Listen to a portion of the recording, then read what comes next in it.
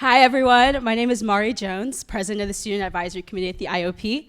I want to thank you all for joining us today. We're in for a fantastic forum, and I'm joined with the Vice President of the Student Advisory Committee of the IOP, Jasmine Hippolyte. We just want to take a couple of seconds to actually just talk to you a little bit about the IOP and the forum at large. The forum is an amazing space to gather and to spend time with each other and talk about critical conversations and politics and how that relates to overall institutional programming here. In honor of Black History Month, this forum is part of an amazing series that we've been working on at large that Jasmine is going to tell us so much more about. Awesome. Thank you for that introduction, Mari. Thank you all for coming tonight. Before we begin tonight's conversation, I want to acknowledge some of the portraits you see around the space. This is part of the IOP's gallery that we recently had from 2 to 3:30 today, honoring Black servants, public servants, and leaders in history. Each portrait is paired with a student reflection just to highlight how their impact has lasted over the years and how it's inspiring future leaders and change makers we're going to see tomorrow in the upcoming days.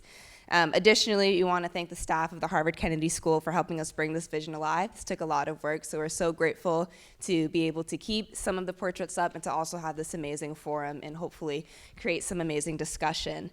Additionally, if you want to see or learn a bit more about some other public servants in Black history, the IOP Instagram has highlighted at least 15 more, and each is also paired with a student reflection. So by the end of the month, we will have over 30 people who have been spotlighted at the Institute of Politics to reflect on their amazing work that they've done. And so I really encourage you guys all to take a look. This is all student-led, so a lot of student work has been put into this, and we hope that it can really impact the way you guys reflect on Black History Month and this amazing discussion on reparations and what that could look like. So who is joining us to talk about reparations today? We have Professor Randall Kennedy, is a professor at Harvard Law School where he teaches courses on contracts, criminal law, and the regulation of race relations. And something else I have to add, because I am also from Columbia, South Carolina, is that he is a native of Columbia, South Carolina. Professor Kennedy also served as a law clerk for Judge J. Shelley Wright of the United States Court of Appeals and for Justice Thurgood Marshall of the United States Supreme Court. And then we have Professor Cornell Brooks, is the former president and CEO of the NAACP and current professor of the practice of public leadership and social justice at the Kennedy School and director of the Trotter Collaborative for Social Justice. Leading tonight's conversation is David Harris, managing director of the Charles Hamilton Houston Institute for Race and Justice at the Harvard Law School. Mr. Harris is recognized as a leading voice for civil rights in the Boston region and has spoken extensively at local, regional, and national forums on civil rights and justice, regional equity, fair housing, and the complex challenges facing American society in the 21st century. Please join me and Jasmine on welcoming this amazing panel, culminating our Black History Month programming.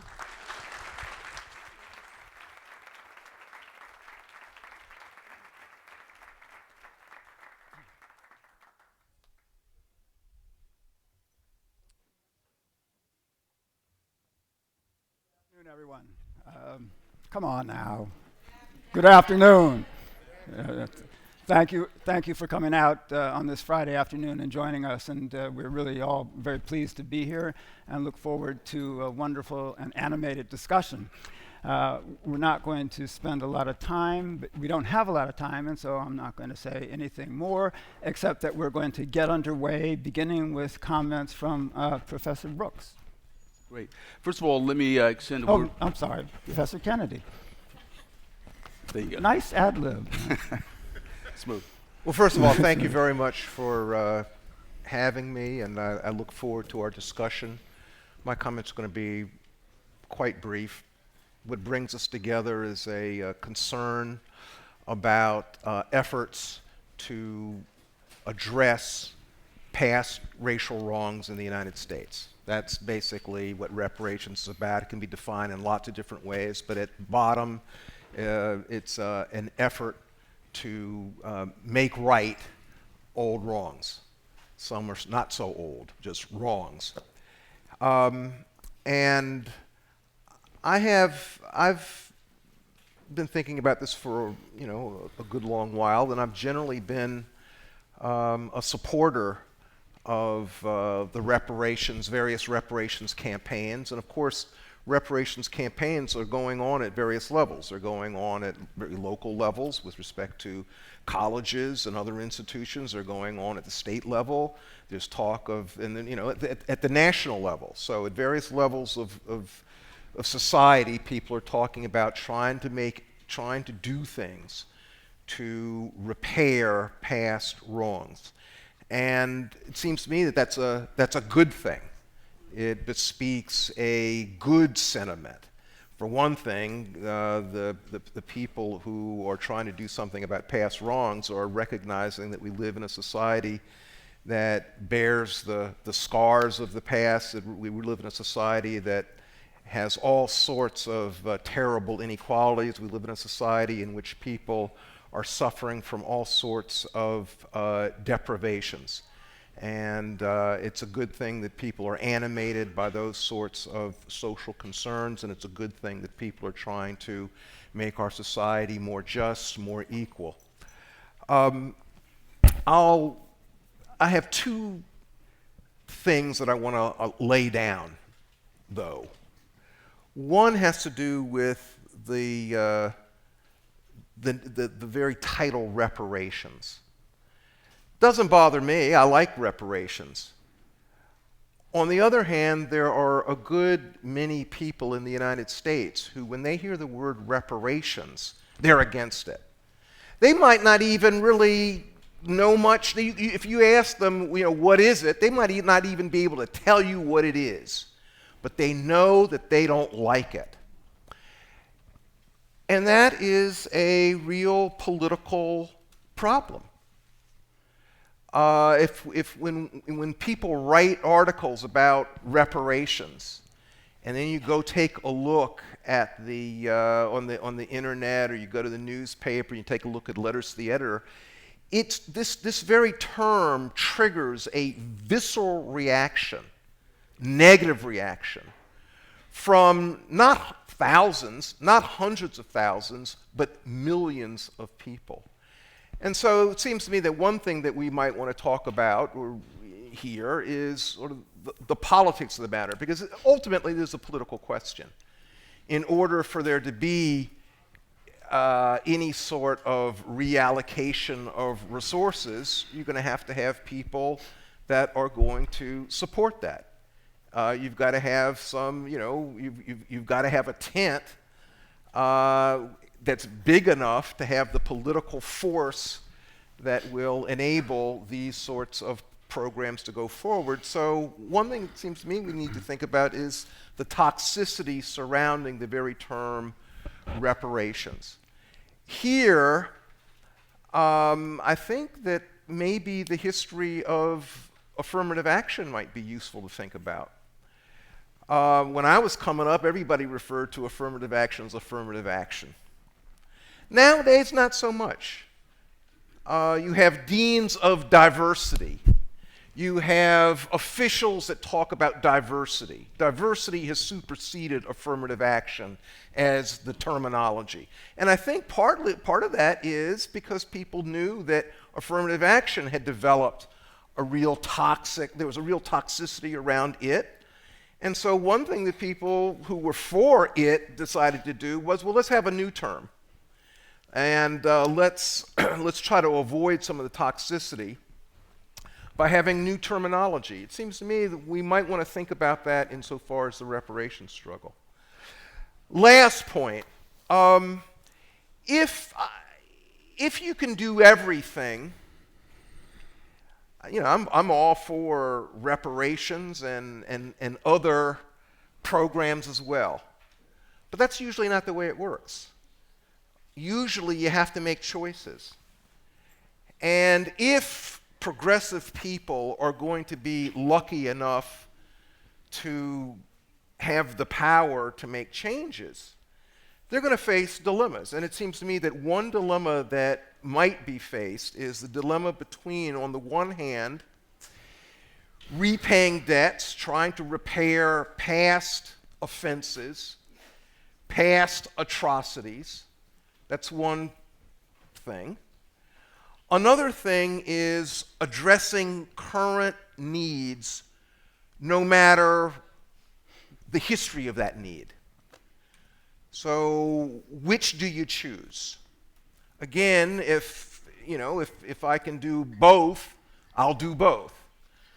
But if I had to make a choice between those two, and here I think I'm probably switching from positions I've taken in the past, I would probably take the distributive justice. I'd probably take the address the needs no matter what the history of those needs.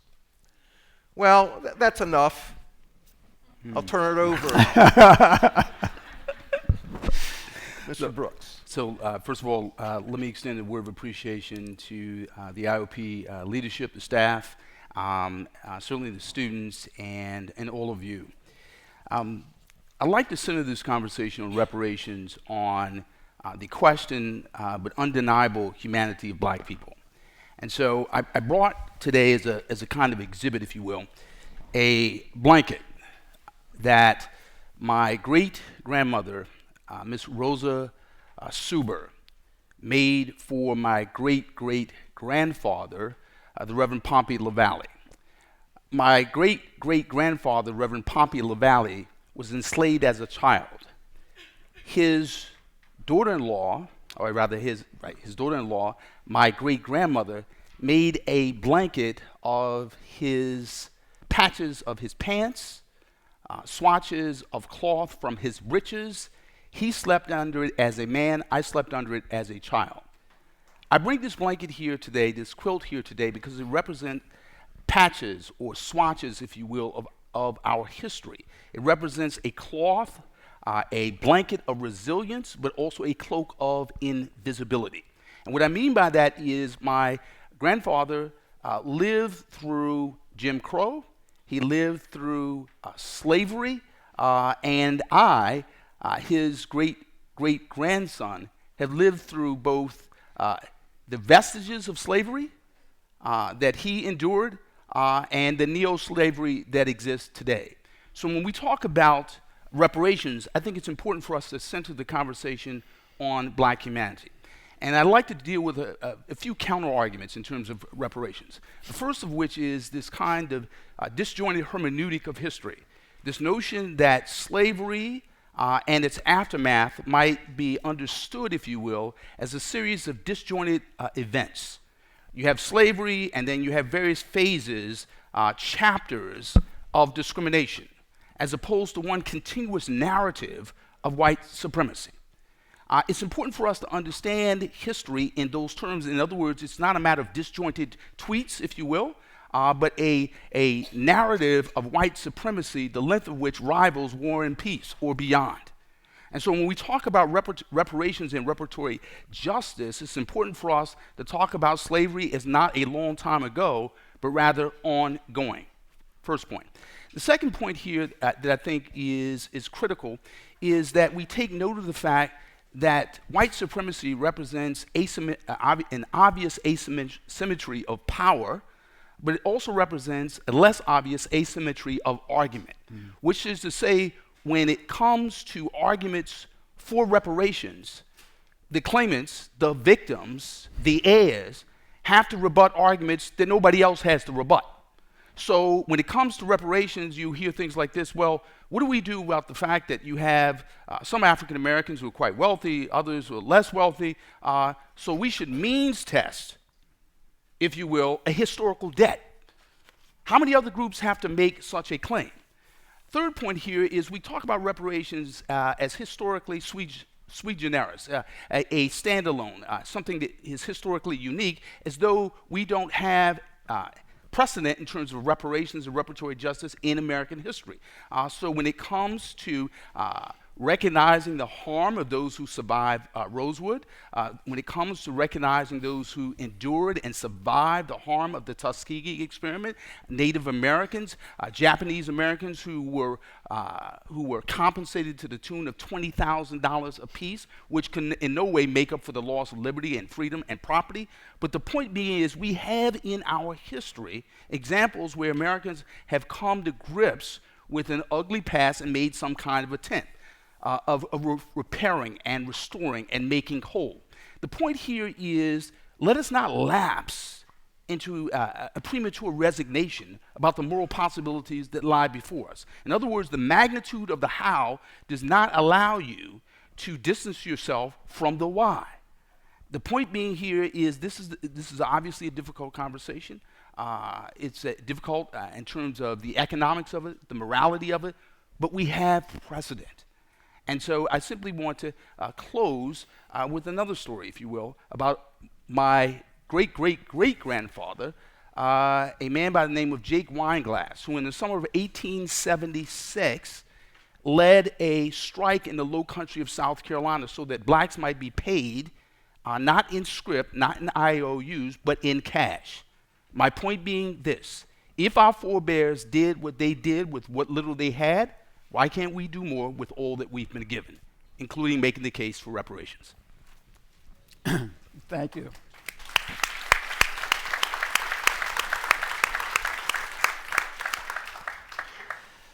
So it's a lot.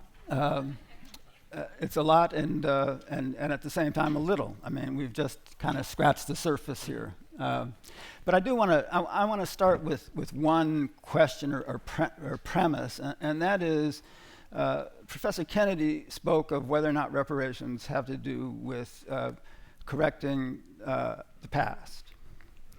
Professor Brooks talks about an ongoing violation, that the past is not really past, I think. And I think we need to try to think about what the kind of context of the conversation is. So I want us to try to think about the time frame we're talking about. What are we talking about? Repair for what? And I also, on the question of politics, I want us to think about whether or not whether you can have a kind of political solution without whether you'll ever get to the political will without a reckoning, right? And I think that, so I'm curious what you all think about the extent to which the speaking of the repair before the reckoning is out of order, right? And so, I mean, I don't know if either of you, kind of could address those questions. Well, if we are talking about current deprivation, current oppression, current discrimination, fine. And and we should address all of that. When one talks about reparations, however, again, the question of repair, when most people think of reparations, they are thinking in historical terms. They are thinking about, redressing a debt from past wrongs. So it seems to me that, well, which is it? Are we mainly backwards oriented, thinking about addressing past wrongs? That, it seems to me, is what what reparations talk is mainly about. Or, on the other hand, are we talking about present deprivations, present oppression? I began by saying I would prefer, actually, to be more present and future-oriented as opposed to the backwards-looking orientation of reparations. Now, actually, there's a whole lot of overlap, and I don't want to, and I think sometimes people sort of become adversaries to a degree that's unnecessary. The fact of the matter is that for people who are deprived right now, there is a reason why they're deprived, and that reason is linked to the past. So there's a lot of overlap here.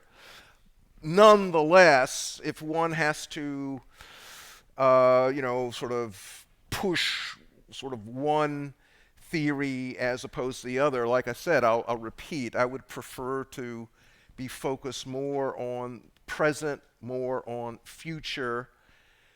When you think about the past, one problem with the thought about the past is, You know, again, you know, in a United States of America's a huge place, lots of people.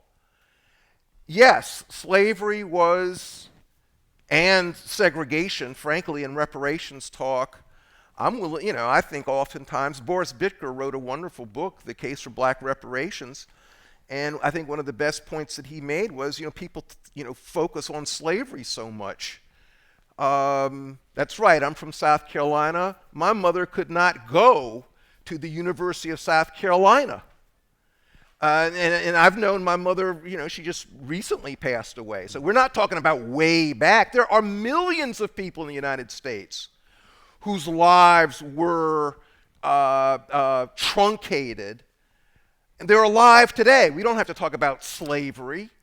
The oppression is within our lifetime. So again, I think I'm concerned about making it too historical, about making it seem as though we're having to go way back. No, we don't need to go way back.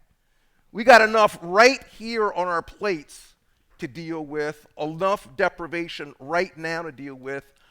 I don't have to make a big historical exploration. Cornell. I think there's a powerful example in recent American history. So if we look at the effort of Japanese Americans who were interned during World War II to seek redress. There were hearings, people told stories, they talked about the deprivation of liberty, the way children's upbringings were disrupted.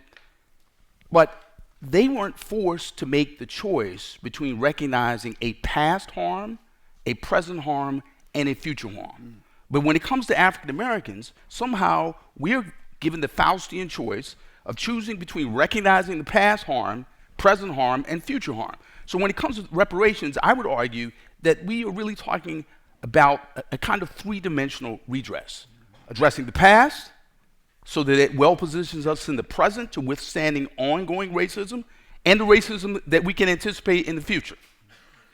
But more to the point, it's a debt. It's owed.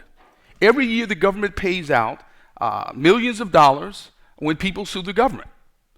No one in the country says, well, you have a choice between the harm you suffered in the past, the harm you may suffer in the present, and the harm you may suffer in the future. But when it comes to reparations, we, on the other hand, have to make this Faustian choice between the past versus the present versus the future, which I believe undermines the fundamental moral claim, which is a wrong has been done. And let us note this. If racial trauma is registered at the genetic level, it is literally inscribed in black bodies. Why then must we wait to talk about our children, our forebears, in order to talk about the past and reparations in the present? Mr. Kennedy, right? Okay. So I mean, I think that, I mean, I do think that there is a question because when we're talking about the past, you know, these are blurred categories. When did the past end? Are we talking about 1865? Right? I mean, there was a point in time in which the past, you know, stopped being, you know, animating kind of the present. You know, so I think, you know, Cornell, go ahead, Randy. Well, I don't want to interrupt you. No, but I want us to kind of tease this out because, you know, I think it's a pressing kind of question. I think that, again, we live in a big country with lots of different people, with peoples who have suffered. The fact of the matter is that we live in a world that's inundated by atrocity, including in the United States.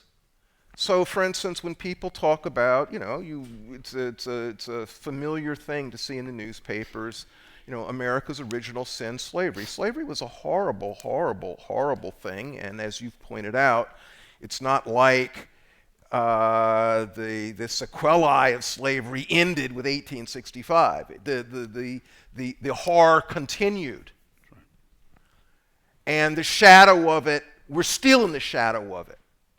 And maybe that's even saying it like that is probably too nice. Understating it. It's also true, however, when people talk about, the original sin of the United States. I mean, one of the things what about Native Americans? I mean, the whole, where we are now, the whole country, the whole continent. What? I mean, talk about ethnic cleansing, talk about genocide. Now, what do we say in terms of trying to make the United States of America a decent, just place?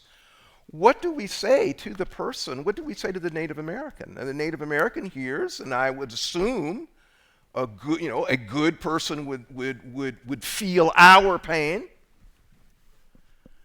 But I could imagine this person saying, where they live, gosh, we have a lot of deprivation too. We have claims on the moral fisc, the financial fisc of the United States.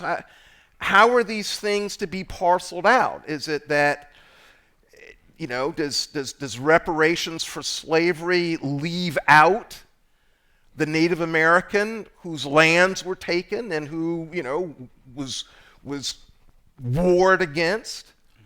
And what about other people? Other people from other places.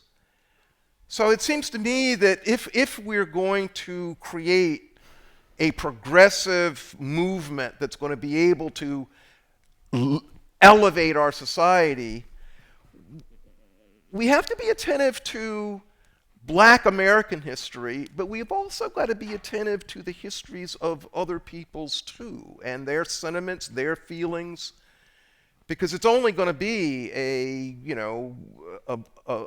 multiracial army that's going to be able to move things at all. So let's look at what happened in terms of securing reparations for Japanese Americans. This multi-year battle waged on behalf of Japanese Americans who suffered a discrete, relatively proximate harm in terms of loss of property, loss of liberty within the lifetime of the victims. Members of the Congressional Black Caucus stood in alliance and in support. The Civil Rights Coalition got behind it. The year after Japanese reparations were authorized by law, John Conyers introduces a bill to create a commission to study reparations for African Americans. So the generosity of people who have suffered has been demonstrated. And so I don't think the challenge here is Native Americans opposing Black reparations, and I don't think the issue is a matter of African Americans saying no in terms of reparations for Native Americans. It would really be a matter of not you, but rather you too, right? Because Native American slavery existed before the slavery of African Americans, and certainly equaled or was longer in terms of duration. So I don't think this is a matter of this Faustian choice among victims, right? And more to the point, we do the nation's history a disservice when we talk about universalist claims in the present, and it's almost as if the cry of the victim is designated as divisive. The mere fact that you're complaining, the mere fact that you're speaking up is divisive and undermining universalist claims for justice, when in fact the moral specificity of the claim has authenticity, so much so that the people who have endured similar suffering know that you know where they're coming from.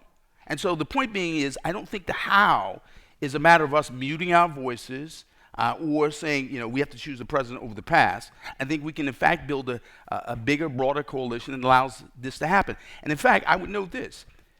When Japanese Americans were seeking reparations, they counted up the letters. Most of the letters to Congress were against. It passed anyway. And if we go back to like 1950, I'm not sure what the poll numbers would be for maintaining separate but equal. But people under the boot of oppression should not be in the business of taking Fox polls and CNN polls as to their liberation. Okay, Rand.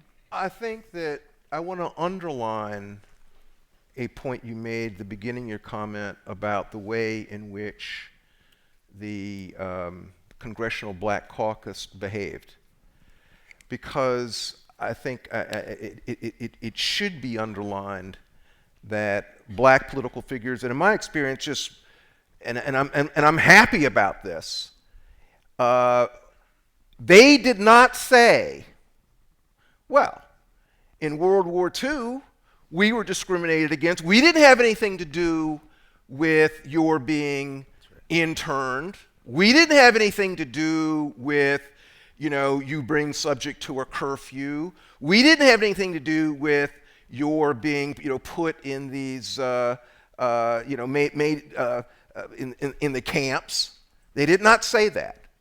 Rather, they said, we are part of the United States of America, and the United States of America did this very, very bad thing, and we want to be part of a country that, number one, apologizes, number two, faces up to it fully, and number three, tries to do something that shows that these words mean something, that it's not just words, that there's some authenticity to it.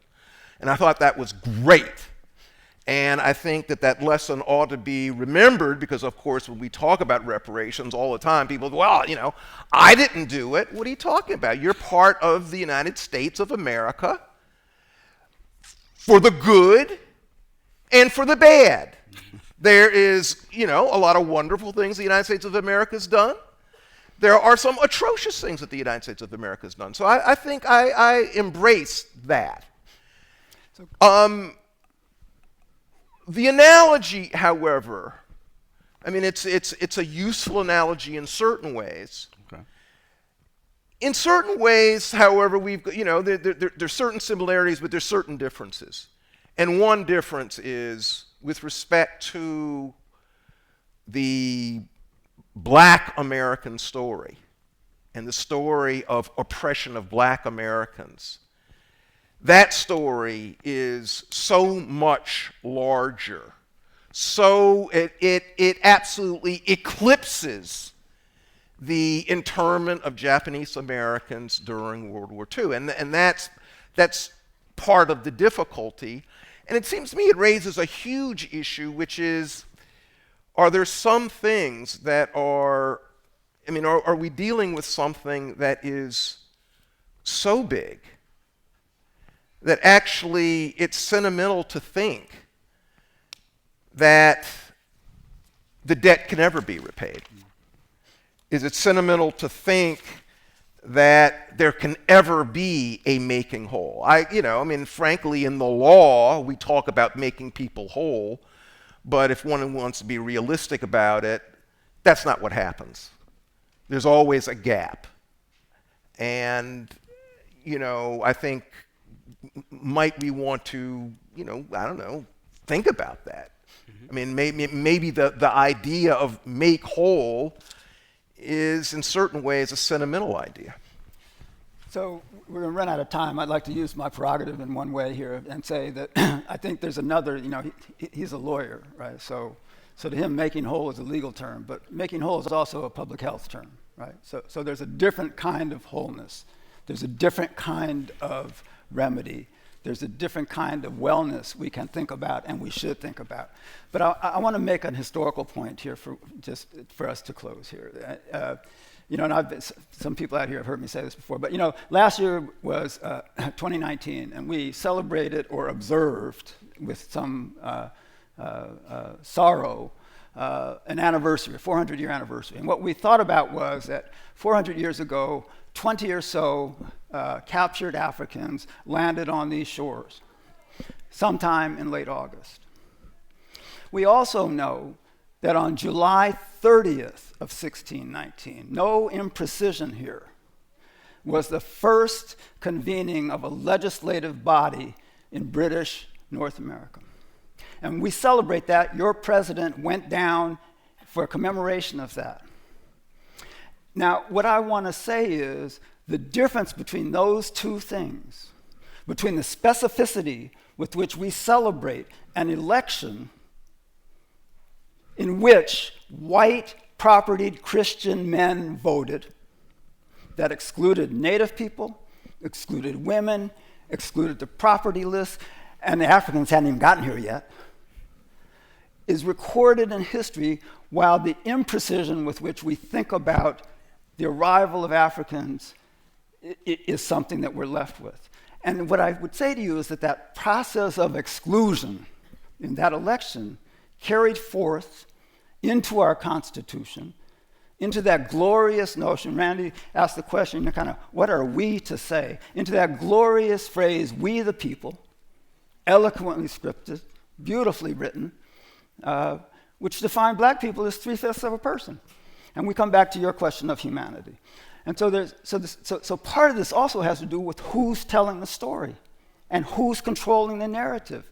And how do we request and require or demand a reckoning, the being made whole even out of it? How do we start to think and talk about this in terms that are honest and real and might have the potential, not of making us whole legally, but of starting us down a path of being made whole in a different sense, in a kind of spiritual sense that you might speak to as a nation.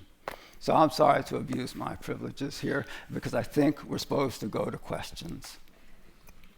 So if there are people questions, I think there are microphones strategically placed throughout, and I don't know how I'm going to keep track. I think you stood up first. So, okay. Hello, and thank you for the wonderful panel and discussion on a topic that weighs heavy on many people's hearts, including my grandmother, who descends from a line of blackness in the South, Texas specifically. So it's great to hear this. I'm a first year at the college studying social studies prospectively, and my question for y'all is, where do those of mixed heritage, such as myself, fit into the reparations conversation? As I don't want to be imposing either, but that's just something that was going through the back of my head as someone who identifies as mixed and biracial. Thank you. Sure. So, first of all, thank you for the question, because that is one that is hotly debated. One of the things I think is important to note here is blackness in this country, notwithstanding the one-drop rule, has never been about degree of pigmentation, never been about one drop, at least with respect to the black community. And so with respect to who are the legitimate moral claimants to reparations, I think that should be understood broadly. It should be understood historically. It should not be reduced to the degree of color one has or does not, or hair texture. In other words, we don't need to, in the name of reparatory justice, replicate the very thing that has put us in the place where we are today. Okay. Good. I agree with you totally. But Well, but there are people who are fervent reparationists who are demanding, for instance, that there be some sort of test amongst people of color that would distinguish between what black people in the United States are black people whose forebears were slaves versus black people who are something else, maybe the sons and daughters of, immigrants from the Caribbean, immigrants from Africa. That has become a real thing. I think it is, for me, I view it with horror. I see it as a tremendously divisive development, but it's there.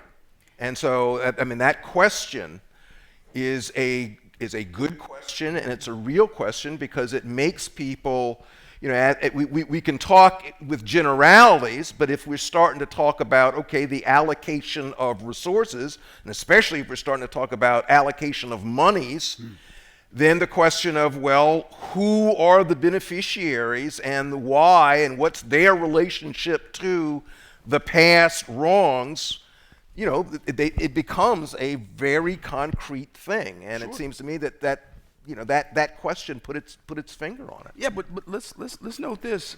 Note the allocation of punishment, the allocation of discrimination, the allocation of brutality. The fact of the matter is, if any of us walk out of this forum, late at night, we're likely to be pulled over, profiled, handcuffed, fingerprinted, and suffer any number of indignities. And nobody has ever asked me on the side of the road how black I've ever been, right? You're black enough to be stopped. Go ahead. In abundance. Hi, my name is Eric Menk, and I'm at the Ed School. My family has received reparations because my grandparents are refugees from Nazi Germany. And so I have some experience in reparations. One, they're not very much, right? But what it allows the offending folks to do is sort of put paid to what has happened. And that's certainly what was the case in the German reparations. And I just wonder if this is the time for that, because once that happens, there's a sort of a give and a get. And what happens once folks get reparations is then, oh, we're done. Right? But that's not the situation that we find ourselves in now. So shouldn't one defer a reparation discussion until we've come to a more equitable situation, an equitable acknowledgement of equality? So but I think that's a great question. May I? Yeah, go ahead. I'm sorry, boss. Because I think part of the question there is what shape the reparations take, right? So whether it's financial, and what's getting made whole, right? Is it individuals? Is it communities? Is there a debt to our communities? Is there a debt to rebuild the destruction that has occurred in black communities and communities of color that's been laid down, especially in recent years? But I think you're right. So the idea of writing a check and having paid the debt is probably inadequate because the debt goes beyond a cash payment, right? And so that's why I talk about whether you need to have a reckoning first to kind of understand the scope, and then think about what's the remedy. Right? My point is only that we have farther to go before we can start to think about reparations, because we have to get past where we are now, so that we can come back and put paid, if you will. You have a give and a get. So that's what the Germans did, right? We're done with Nazi Germany, and we acknowledge that. We'll pay those folks, we'll provide reparations, and then we'll move on. I don't think we're at that point right now. Agreed. But let's note this. This notion that if we engage in any kind of reparatory justice, we run the risk of the debt being prematurely paid, and there being a kind of a moral ducking of duty. Well, let us note this. Frederick Douglass, when confronted with a variety of reparatory strategies in the wake of the Civil War, opted for more modest ones. In other words, instead of 40 acres and a mule, let's come up with some other strategy. He later regretted that. The point being here is, why is it when it comes to literally the deprivation of liberty and property to the tune of trillions, we're worried about paying too much when we've not had a robust discussion about paying anything, right? So the point, literally, think about this. It's in the wake, this reparations discussion, right, goes back to David Walker, it goes back to Thomas Jefferson, certainly if we look at the work of Mary Frances Berry, Ogletree, just any number of people who've been maintaining this fight literally for decades and decades on end. We have a robust body of scholarship, and we barely scratched the surface. And so now at this point, we're going to have a discussion about, well, they might pay too much, right? They might duck. I think that's premature at this point. Thank you. Okay, thank you. Sir? I'm wondering about a more pragmatic approach to the whole situation, because I feel like we're having a rational discussion. And the question that imposes itself right now is that why should the nation pay reparations for something that happened in history? A lot of atrocities happen in history. Should we go about paying reparation for all of them? I want to point out some very realistic issues that are imposing themselves. First, Black Americans, African Americans are still there.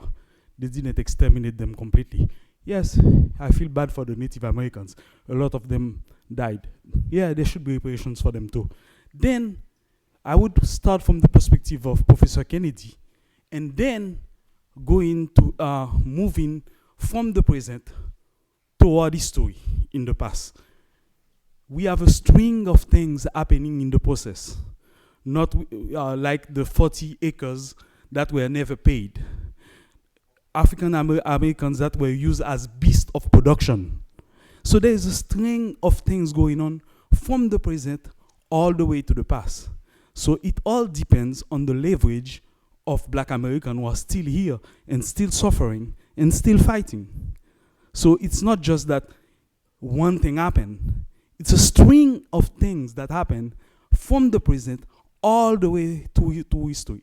So reparations should be paid and should be continued to be paid all the way as we African Americans keep fighting for all those things that keep happening, that have happened, that have happened way past in the future, in the past, and also things that may happen in the future.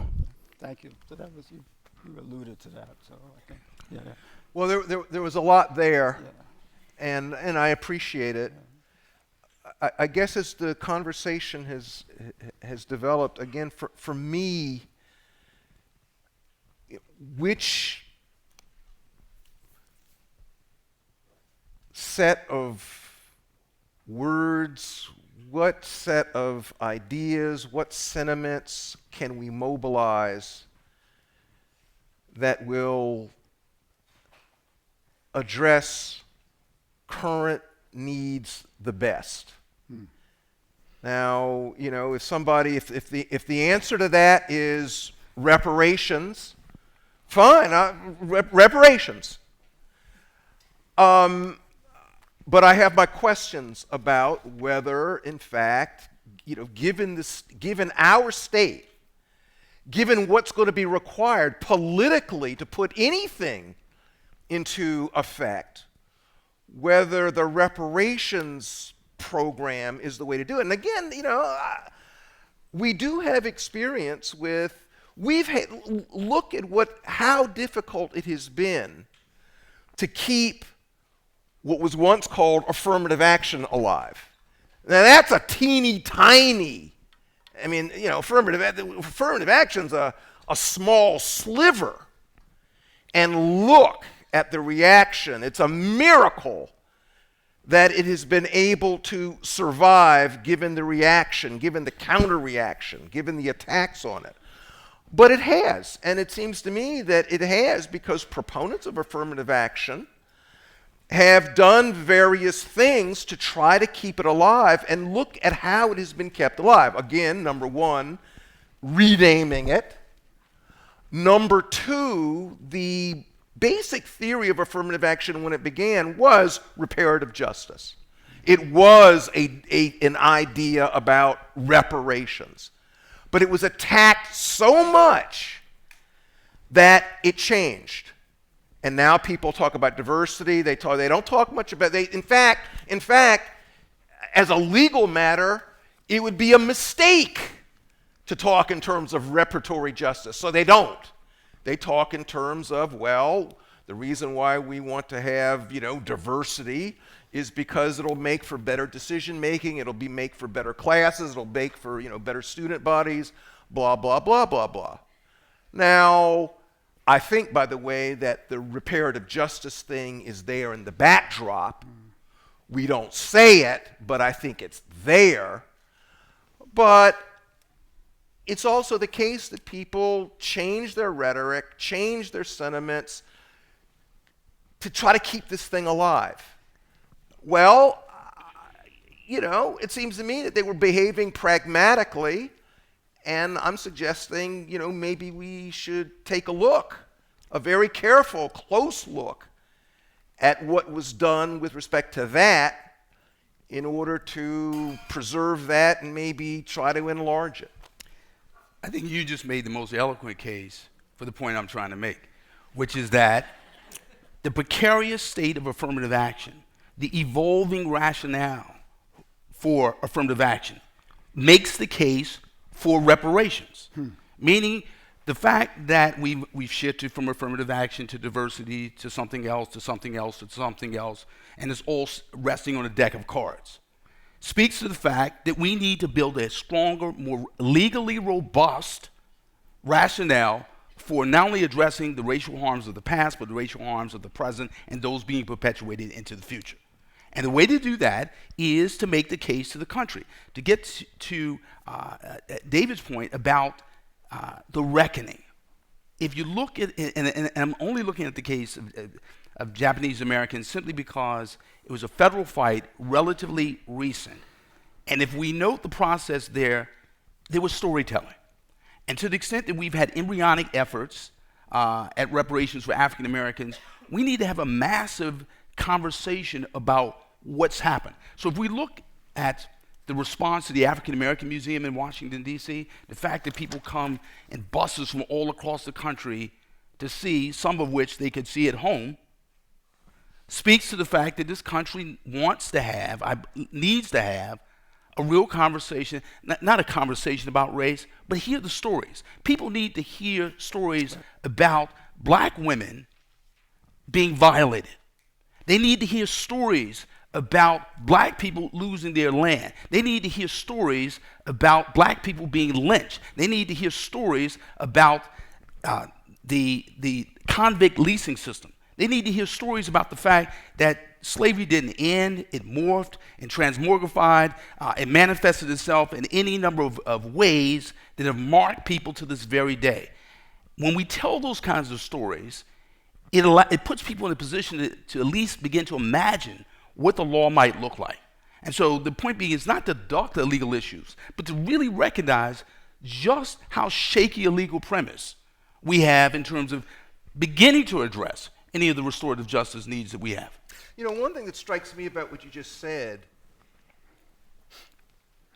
you really, at bottom, there is a wonderful optimism about what you just said, because what you just said is, you know, we need to educate the society, and if we can tell enough stories, if we can educate people enough, if we can make a good enough case, you seem to believe that people will come around.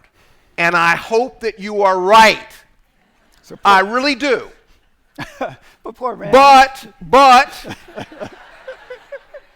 But there is good reason to think that maybe you're not right. You know, the story, the horror. It's true that, you know, people, you know, don't know a whole lot, but they do know a whole lot too. And I mean, one thing, and by the way, this is, you know, for most of my adult life, I've been in the optimistic camp. What's happened in the past few years, I must say, has undercut that. And all I can say is, I hope you're right. I hope that we do live in a country that is decent enough to be activated by what you said. I do have my doubts, though. So I think, Randy, I think we have to be careful because I think Randy just killed diversity and inclusion by letting everybody know it's really just affirmative action.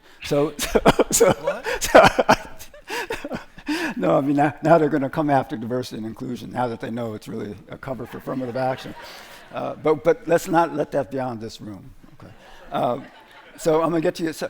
But one thing, you know, I want to kind of point out is that, you know, Randy, when you spoke of if we want to meet this need, or meeting needs, and I think we need to think about what we're looking for in reparations and in justice, whether it's a need or something else, right? And so, you know, and I think one of the things that I want us to try to think about, you know, to frame our way of thinking about this is the difference between justice and the law, right? So there are all kinds of legal arguments that we can make, but let's think about let's think about justice, and let's think about anchoring what we're looking for in some idea of justice, right? I have my own idea of it, but I think, Cornell, that's partly, we need to kind of start thinking about those questions. I mean, and morality kind of feeds into that in ways. So it's a question whether it's a practical, whether it is at least or only a practical matter, which is to say we're trying to meet some needs, or we're trying to heal and have a reckoning and get beyond, the particular needs of individuals, right? On the question of the law, people get into this and they, draw line drawings and the difficulty that the student talked about, mix, who gets what, and it looks very daunting. And sometimes you'll get people who'll say, well, it's so daunting that we can't deal with it. The practicalities are just so much, we just can't deal with it. The legal system is not. And I think, and this, the response to that, it seems to me, is actually when a society really wants to do something about it, it does. So we had 9/11. Now, oftentimes there are terrible things that happen and people don't get, compensation for it. But then something happens that so strikes people that they say, we want to provide something to victims of this. Now you could say, well, I didn't do it. But funds were collected in the aftermath of these various terrible things. Why? Because there was a deep enough sense that we want to do something about it. And that is the sense that you want to nurture and, inform. And like I say, I hope that you can do that, but I still have my questions. Let's be clear here. My optimism is not in the magnanimity of white supremacists, but the agency of people. Thank you. Note this. The Voting Rights Act, subject of much litigation, responsible for the political world that we know today, was, yes, crafted by lawyers in the Justice Department. Yes, crafted by Nicholas Katzenbach. But you had black preachers, lay people, saying, well, we think we need federal monitors. They weren't schooled in the Byzantine intricacies of the Voting Rights Act yet to be created. The point being here is when there's agency with people, it inspires or compels lawyers to do their job. And having been a lawyer at the Justice Department, I can simply say there were any number of times when regular folks would call up and say, I think such and such is wrong. That must mean it's illegal. You're a lawyer. Do something about it. The point being here is our moral imagination should fuel our legal imagination. And that's where my confidence lies. Thank you. Yeah. So I think you were next, and I need to know just how rigid this 5 o'clock piece is. All right, so I think you were next, sir. Hi, not necessarily, I have a somewhat practical question, I guess, in the sense that you started this conversation by saying that there are people who don't have any idea what reparations actually are, but will tell you that they don't like them. And an hour into this conversation, I'm not confident that I can tell you what reparations actually are. And so I'm wondering what that looks like for the people that are affected. And as a result of that, like having some conception of what that is, I think informs whether or not it's realistically worthwhile to pursue getting, because on some level, it feels like if reparations were something so pithy or small, it feels like I'm spending 25 hours, let's say, trying to get $10 back. That as an equation doesn't make a good use of my time, because it's an almost absurd amount of energy that would have to be used by the people that are affected to get what you rightly proclaim is their debt. But at a certain point, the debt's almost not worth collecting if you can't actually get anything that's worthwhile. So I'm wondering what you think reparations are in a sense that would make them worth pursuing. So I commend the work of Bill Darity. There are any number of folks who've spelled out a variety of schemes for reparatory justice. Reparatory justice could look like the scholarships that Georgetown University is providing the descendants of the slaves they sold to save the university. Reparations could look like cash payments. Reparations could look like a series of investments that put people who have been harmed in the place where they would have been but for an intergenerational theft of wealth. Okay? So my point being here is there are strategies that go beyond simple cash payments. But I know this. What other group is called upon to simply dismiss the idea of being paid in cash? My great-great-grandfather objected to that. I think I do too. Like, we need not take that off the table. So my point being is there are a variety of strategies, well discussed, and I would simply say this. It is well worth our time. So you know, I think it's a great question, and I will say that when we talked about this early in preparation, I said to Randy, you know, Randy wrote a book, the title of which is the N-word, right? You know, and I said to him that the reparations, you know, in a way is the R word. You know, it's you don't say it in polite company, right? Because it means so many different things to so many different people. But you know, and I want to take the Georgetown example for a second because it's very telling. So it's not just those scholarships. Right. You know, it is that the students of Georgetown University voted overwhelmingly to levy a fee on themselves, right? $27.20 for the 272 enslaved people who were sold to keep Georgetown going. I'm an alumnus of Georgetown. I know this, right? They levied a fee for $27.20 every semester, right? And that's deemed to generate likely $419,000 a year. And there are over 1,000 known descendants of the people that Georgetown said all died in the swamp, right, after they sold them south, right? And there was a fascinating interview with one of those descendants who did the math and said, that's $50. You know, that's $50. Now, and what he meant by that is, you owe me so much more, right? I'll take the 50 as a starting point, but we need to think about kind of what else we're going to do. And so, you know, I do think, as opposed to the gentleman over here, I mean, the 50 is, in that case, is a beginning and not an end, right? And it's an acknowledgement of the need. But to your larger point, I think we need to think about whether we're talking about simply monetary. I mean, monetary is part of it, but whether there's some other notion of being made whole that's important to us as well. And you know, but I do think, Randy, I mean, there is a question about what we call it. You know. Yeah, but on the question of what we call it, the fact of the matter is, there's a library on reparations. It has taken many different forms. It can take many different forms. And I think it's important to know that again, the basic idea is repairing past wrongs. That can take lots of different forms. And for people who are really attracted to the reparationist project, I think they should take, you know, solace in that. It's not a single thing. It can be a lot of different things. And we can experiment, maybe.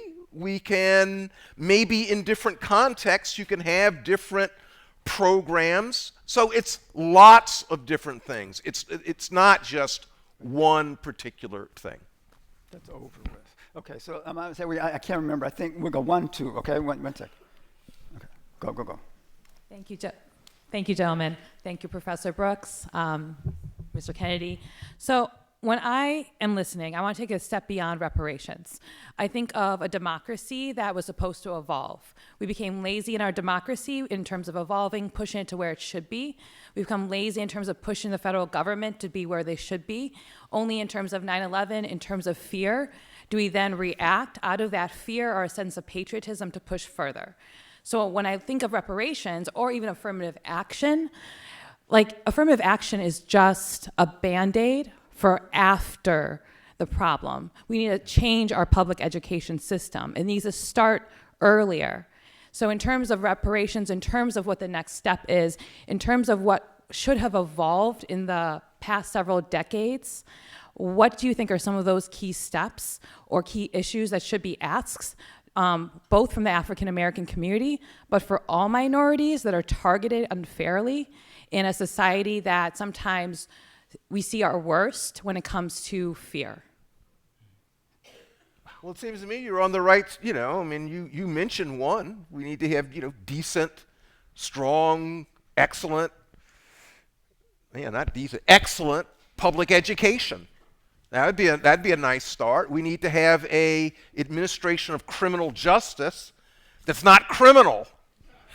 We need to have, housing available to people to everyone. We need to have, there's so many things actually that we need to do, and you're absolutely right. We say we live in an advanced democracy, but actually we live in a, we live in a quite primitive polity. It's a pigmentocracy still. It's indecent in so many different ways, and we need to, address the things that have been mentioned, the things you mentioned, the things I mentioned, and much more, to tell you the truth. So I think on the education side, I mean, I would say we need to think clearly and carefully about what we mean about improving education, and get beyond this notion that the solution to our educational problems is to quote integrate schools, right? I mean, I think, and we need to think about the fact that when we talk about housing, we need to kind of think about what we mean, because we talk about knowing what makes for a good, healthy community, right? And then we say, in order to have that, you got to move to the white neighborhood, right? So the question is, so look, I'll tell you, from where I work at my institution, we have this notion called community justice, and it has to do with making communities whole, right? If we know what makes for a good community, why don't we spend the resources and dedicate the resources to make all those communities whole, as opposed to saying that a couple of you who are lucky enough to rise to the top of the lottery get to move somewhere else, right? And so, and that is part of the reckoning. You see, changing the way we look at these things is really critical. And so that's how you combat white supremacy. This notion that when you do an index of dissimilarity, and they tell you, and it gives you a result of how many people need to move, they don't say how many people need to move, they say how many black people do you have to move to the white neighborhood to get balance. Well, it's part of, as we said, it's who controls the narrative, and what are we doing, and what does repair mean? So yes, we need to do the education, yes, we need to do the housing, but we need to change the way we think about doing it.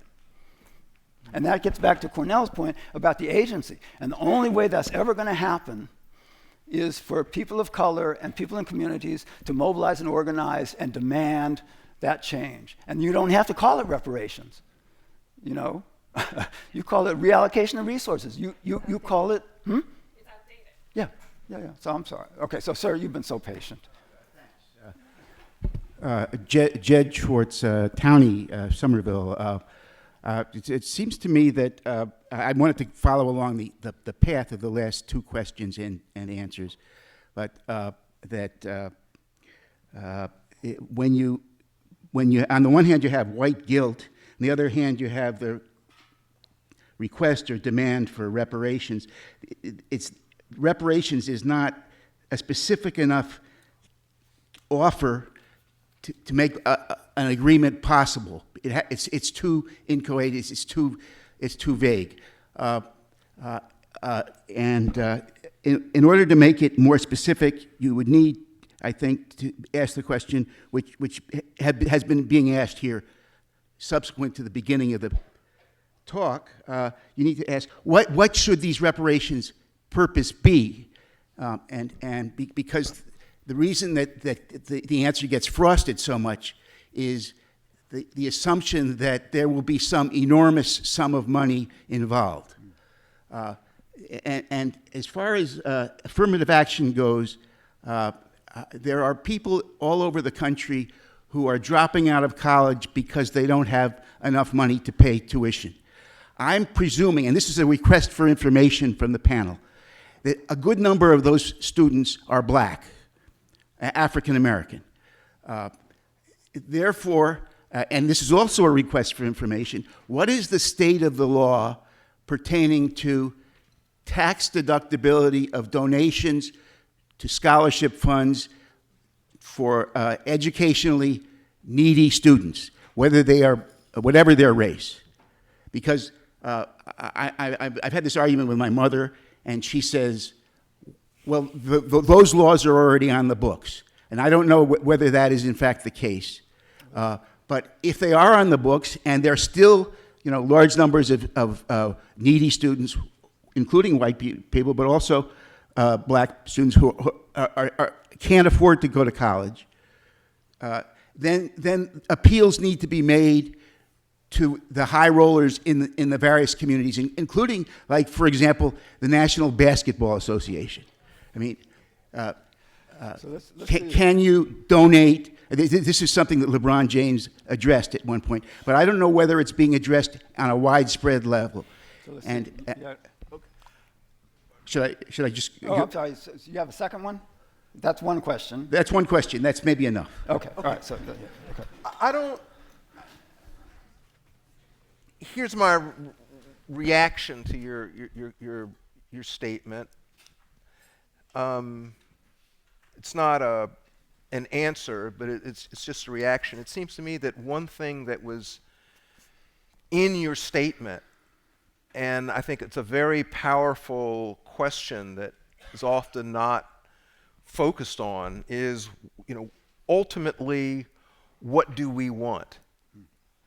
I mean, the term racial justice has been used in this, over the last hour many, many, many times. Question: what does it look like?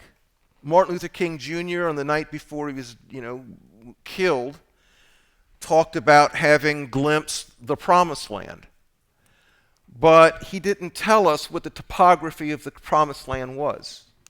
How would we know when we've gotten to the promised land? And here's your question was, well, if you're going to make a demand that has some specificity so that somebody can, respond back and forth. So, I mean, here one comes to mind. I mean, I've heard people say, oh, we'll have hit the promised land when you can go to a hospital and go to where the newborns are, and we will have gotten to the promised land when we look at people from different racial groups and we say, we can't make strong, we can't tell you in a strong way what the likelihood is of them becoming president, becoming senator, going to jail, becoming a millionaire, becoming a lawyer, going to college.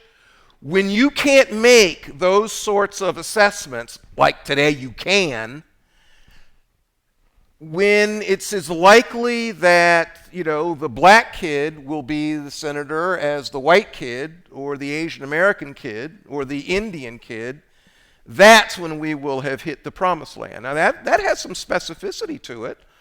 Now, it's way away. In fact, it's so far away that somebody might say actually that it's utopian. But to that extent, that just shows us what a bad situation we're currently in. But it seems to me that question of what is racial justice, what are its boundaries, how would we know it if we even got there, it seems to me that's a good question. Cornell. May I lift up a couple of points here? Sir, you juxtapose, you use the phrase white guilt. Yeah. And I want to note here, this is not a matter of white guilt, but American responsibility. Thank you. Right? So American responsibility for the sins of white supremacy. And then two, going to Randy's point, like, how will we know? right? So when we talk about the promised land, note the biblical metaphor. Scouts were sent into the promised land, right? The Israelites didn't know everything that was in the promised land. But here's what we do know. We know what the disparities are, the differences are between black and white intergenerational wealth. We know the differences between black net worth and white net worth. So the promised land might look something like, yes, what Randy said in terms of the possibilities of black children being the same as white children, but intergenerational wealth being the same, net worth being the same, educational opportunities being the same. In other words, back in the day, back in the 60s, people used an old-fashioned word called equality, right? Equality might look a little like what the promised land is. The point being here is when we start talking about American responsibility, not white guilt. White guilt is debilitating. Responsibility goes to what this country reckons with and owes people who were literally robbed, right? So one of my forebears owned an island off the coast of South Carolina. Not a particularly wealthy island, right? But it was lost. Part of that land loss, black folks being deprived. The point being here is the ways in which we have been robbed are tangible, measurable, quantifiable, and ultimately moral. Immoral. Right. So thank you. So I think we should, I think I'm going to get a glare somewhere soon, but I would say that next year, again, there are anniversaries all around us. Next year is the 100th anniversary of the Tulsa Massacre, right? Where our government facilitated and bombed black people and destroyed a neighborhood and tried to destroy a people. This was our government. Yesterday was the 107th birthday of Wes Young, one of the last survivors of Tulsa. Yeah. And yesterday, the city of Tulsa came out, the mayor of Tulsa stood up and said, we are not going to give reparations. We're going to put up a new development. So I would say that promised land does have some concrete geography, that the point at which, the people of Tulsa and the descendants, and now, those descendants are gone. You invoked Charles Ogletree earlier. Charles Ogletree dedicated himself to resolving the matter of the descendants of the victims of the Tulsa Massacre. It's a very concrete thing.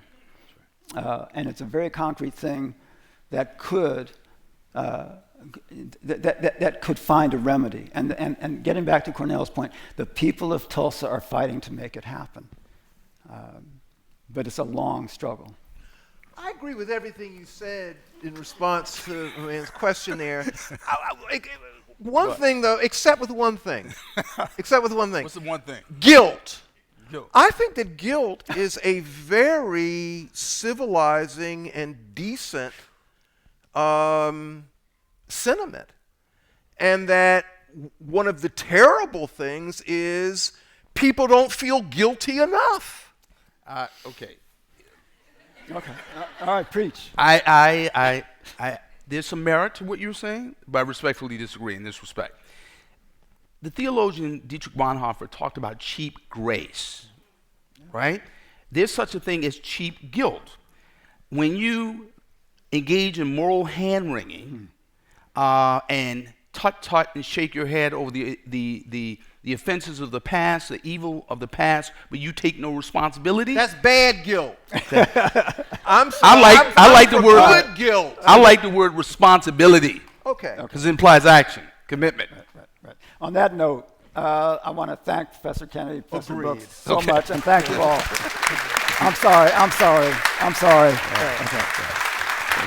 Wait. Okay. All right. Go ahead. So I did my duty, but now go ahead. Thank you. I was just listening to some of the comments earlier, and the comment that reparation was outdated. And so I went back to look it up, and I feel like it's not outdated, because what it does, it talks about making amends for the wrong. And I think as we talk about that, the United States of America has to reckon with the fact that wrong was done. And there's so many streams of that wrong, whether it was slavery, Jim Crow, the 13th Amendment, all of it was economic. All of it was economic, and we lost. And so I would say we need to have reparations, and it needs to be economic because we have lost so much economically, which keeps us down. We can't, if we had economics, we'd be able to access health care, mental health care, a lot of different things that we were not able to access because we were building this nation. So I think reparation is a very strong word, and we should not mix it up because it makes the United States acknowledge the wrong and reckon, which is the first start with action. If we reckon that we did something wrong and acknowledge it and it hits our heart, then we'll say, let's move and do something to heal. So that's my benediction. Thank you. It was. Yeah. All right, you guys. Hey, thank you, man. Thanks, bro.